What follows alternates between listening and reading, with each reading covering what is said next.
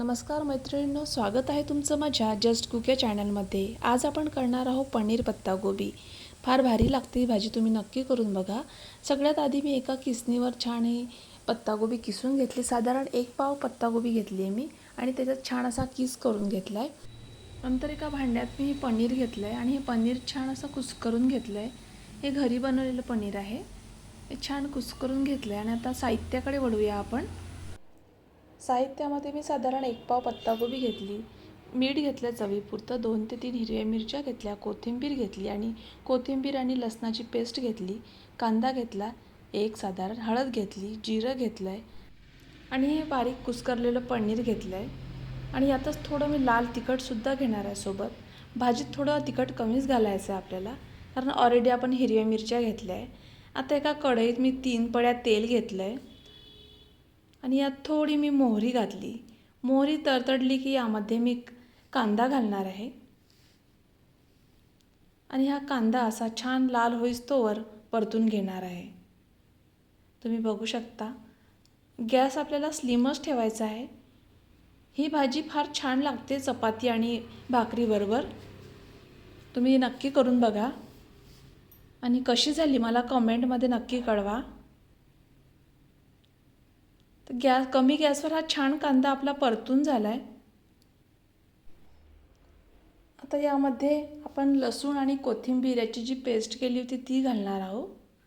लसूणसुद्धा आपल्याला जास्त वापरायचा नाही आहे, त्यामुळे भाजीला कळवट चव येते। 3 ते 4 पाकळ्याच घेतल्या आपण लसणाच्या आणि थोडी त्यात कोथिंबीर घेतली आणि छान ते दोन्ही एकत्र वाटून त्याची पेस्ट बनवून ती आपण या भाजीत घातली।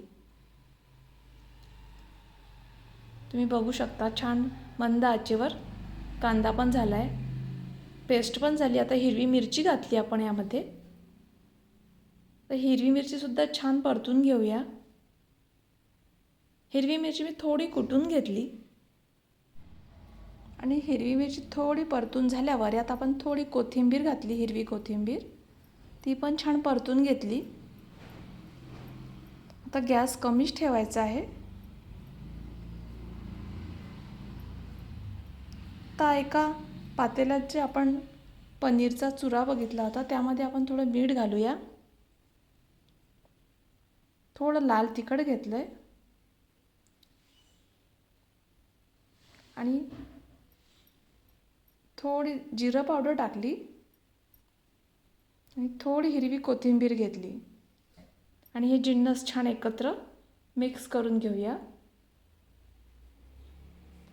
आता कढईत थोडी हळद घालूया कांद्याबरोबर आणि ही चिरलेले बारीक पत्ताकोबी यात टाकून छान परतून घेऊया।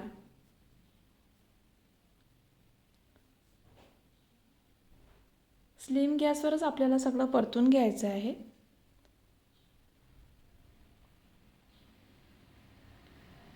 तर यानंतर आपण हे परतून झाल्यानंतर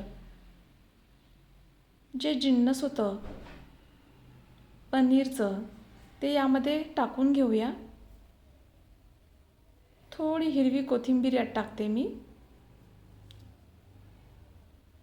आणि हे जिन्नस आता सगळं यामध्ये घालून छान ही भाजी एकत्र मिक्स करून घेऊया। पनीरमुळे फार भारी चव येते या भाजीला, तुम्ही एकदा नक्की करून बघा। आता छान असं परतून घेऊया। तुम्ही बघू शकता तयार झाली आपली मस्त अशी पनीर पत्तागोबी।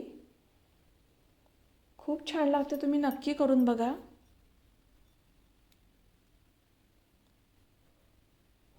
आता आपण सर्व करूया ही भाजी। फार छान रंग आलाय, तुम्ही बघू शकता। थोडं मीठ घातलंय, मीठ जास्त घालायचं नाही आहे आपल्याला, कारण आपण पनीरमध्ये मीठ घातलं होतं। थोडी कोथिंबीर घातली आणि तयार झाली आहे मस्त आपली अशी पनीर पत्तागोबी।